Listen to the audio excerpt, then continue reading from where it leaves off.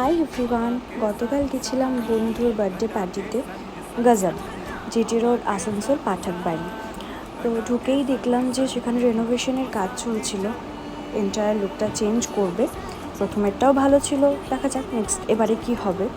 তো সোজা আমি চলে গেছিলাম ওপরে গিয়ে দেখি যে সেখানে তো ডেকোরেশনস হচ্ছে না। তো আমাকে ওরাই বলল যে ম্যাম আপনি একদম টপ ফ্লোরে চলে যান। আর হ্যাঁ, আরও একটা কথা না বললেই নয়, অ্যাম্বিয়েন্সের সাথে সাথে খাবারগুলো ভীষণই টেস্টফুল।